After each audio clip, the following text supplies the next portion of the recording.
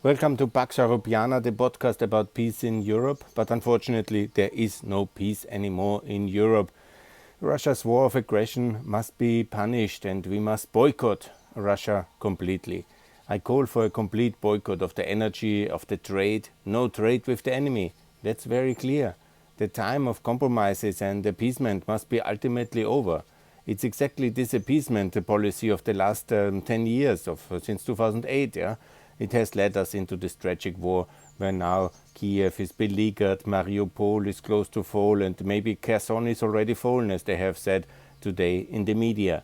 It's an absolute utter disaster of what I warned in the last 3 years. Now, since 2017, I started Pax Europiana of Europeans for Tax Reform because it was very clear that we are stuck, that there is a big crisis in the east of Europe, and now it has exploded in our faces in these dramatic ways because of the appeasement policy of the last years, the rejection of the European Union membership and of NATO membership of Ukraine was exactly the mistake. And this has led to the tragic consequences of this war. Putin has decided for war, and we must act accordingly. We must obviously boycott Russia. We must close the borders. We must close the Bosporus completely. We must also block all the harbors. We must block, and that's already happened, the airports. But we also must forbid the usage of the euro. We must cut all the pipelines. We must freeze all the energy transactions. What is now the current sanctions? It's really not enough. We have to be really much more courageous and much more supportive of the Ukrainians. And obviously NATO membership and EU membership must be part of the settlement. Because how can anybody trust Russia again after what they have done? They negotiated with Scholz and with Macron just in February, and then they were already planning the invasion. This is the reality. And it's not just a normal invasion, it's a very brutal form of absolute shelling of Kharkiv. This is a war crime. And we have to be very clear on that one, and we have to make sure that we support with money significantly more. We should secure the currency with a currency peg 33, the Ukrainian currency. We must make sure that the ruble is really dropping and melting down by the end of the energy cooperation, the end of all imports. The interdiction of trade is in the case of an enemy combatant situation. Nobody trades with the enemy.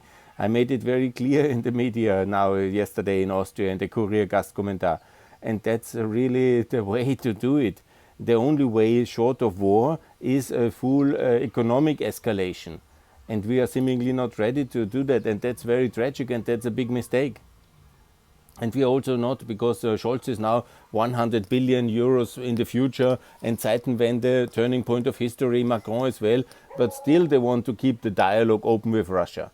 This is the completely wrong policy. We have to be much harder, much stricter, much clearer. And we have to say he has to move out of Ukraine or to come to a settlement. I will propose that settlement as well. But it's obviously very clear. It's the division of Ukraine along the Dnieper. It's absolutely possible. But it requires that we confront Russia and tell them to leave west of the Dnieper. This is the way to make some kind of armistice now. Not some kind of fake discussions or some kind of fake debates. And here in Germany, Austria, we live in peace. But of course, there's a lot of solidarity now. That is very good. But we have to see how fragile peace is. And this is what I say since 2017. The peace is very fragile as long as Russia is such an aggressive power. So we cannot make this dependency on Russian energy. We have to cut it. Boycott Russian energy, and also confiscate all Russian property in the European Union. All. This is the language they will understand. Abramovich has already sold his football club, and Deripaska is even against it. We have to confiscate everything. Absolutely everything. And that is the way they will also confiscate, but they have much more invested in us, in the European Union, UK, America. And obviously that's the step ahead. And we cannot also rely on America. We have to rearm, nuclear rearmament, double track. We have to double down. Double track means to repeat the 1980s nuclear rearmament of Europe. Absolutely. But this also doesn't stop the Russian tanks at the moment. what really stops the Russian tanks is obviously military drones for Ukraine, and a lot of them, and also anti-tanks and anti-air missiles, but modern ones, not the old from the 1980s, yeah, which the Germans are now delivering, but modern, serious activity in military rearmament. Some of it is coming. And of course, I'm now criticized on Twitter because I asked the Polish Air Force to intervene in Ukraine, and that's a risky move. And then I asked, okay, Poland, then you intervene in Germany, and you destroy the facility of Nord Stream 1. Bomb lump mean. But then they say, Günther, you are a radical man, and why can you bomb? Poland is a NATO ally, cannot be just a little strategic strike, and then to cut also Jamal and Naftogaz, and then Russia is off the gas. If the Germans don't understand any other language but violence, okay, Polish situation is much more desperate. Yeah? I know very well Poland. This is a very desperate situation. They really want to help, yeah. And they are now. Yesterday, they already wanted to send the airplanes, yeah, but they were held back by the Americans, yeah, because of the risk, and everybody is afraid of Russia, But we have to confront it. Is Russia ready for nuclear war? We must be ready as well.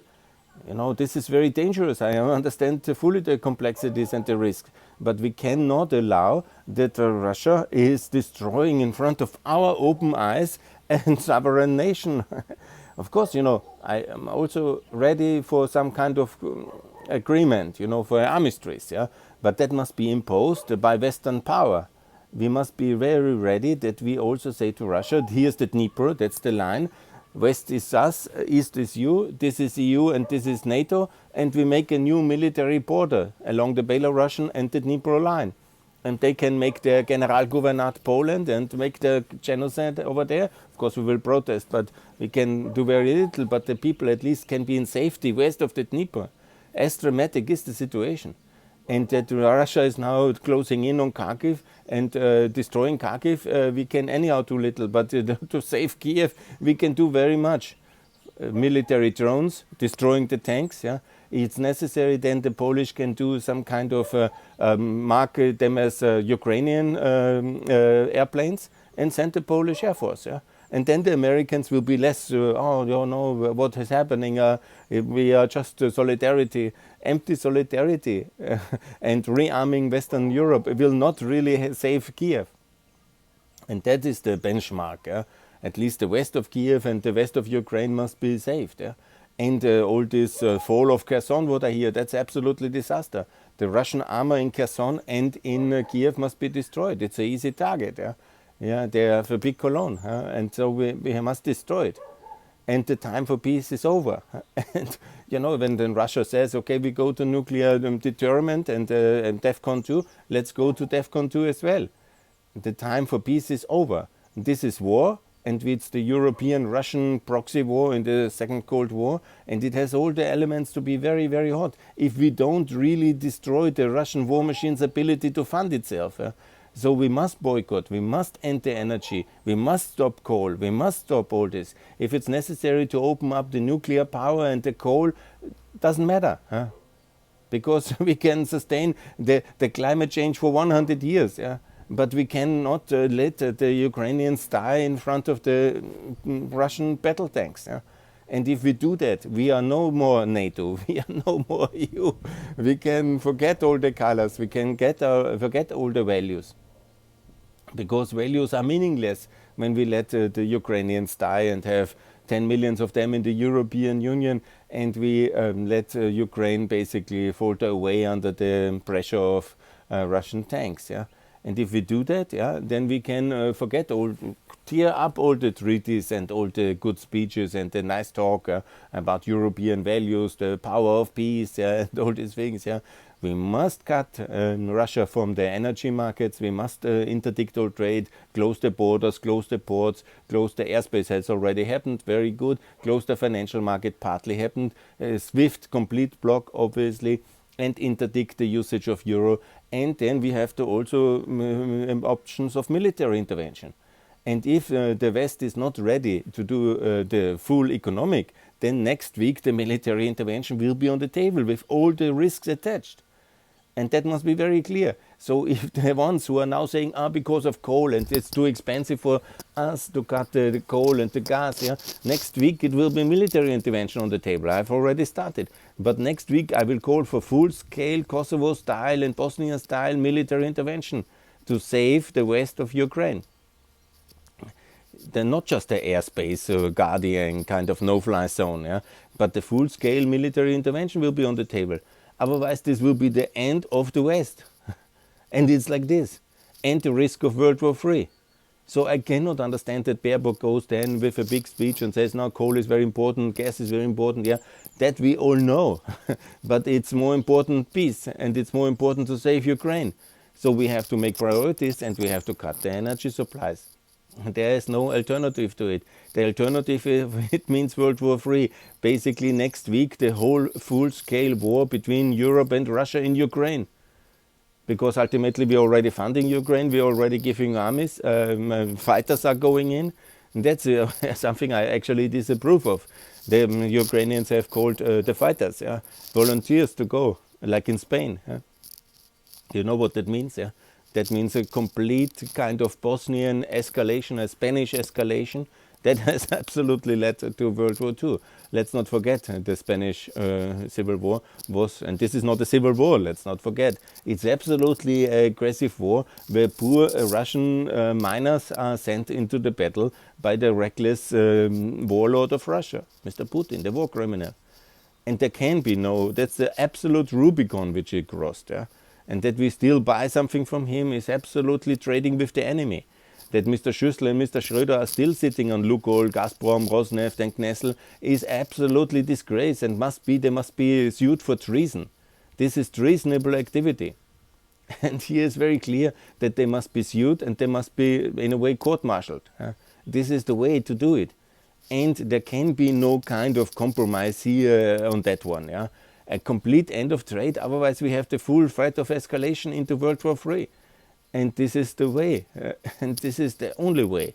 And if we then let be blackmailed, okay, then Mr. Putin, Mr. Lavrov are not happy with us. They will disclose all the secrets of the party funding. Mrs. Le Pen has destroyed 1.2 million of leaflets in the election campaign already because of a photo with Mr. Putin. That Mr. Schüssel and Mr. Schröder are not withdrawing from their exposure there, from their boards, is absolutely outrageous scandal. And I want to make it very clear what we have to do. I have drawn a list of 20 items. And ban all the energy, ban all the trade, ban all, sue everybody for treason who stays on the board. Kern has, the Austrian former chancellor has resigned. That was the right move. All the others have to do as well. But then we also have to strategically make sure that the EU joins NATO, that we have the three NATO allies, Albania, Macedonia, Montenegro, secured now in the European Union 2024, that Kosovo and Bosnia join NATO obviously very fast, that Serbia will be punished and their candidate status frozen because of what they have done and stayed loyal to Russia, to their master. They have not voted against the Ukraine in the UN, that was okayish, but they have not joined the sanctions. Everybody has to do, everybody has to close the airport. All the Russian assets in Serbia must be confiscated as well, the energy appliance, NIS and everything else.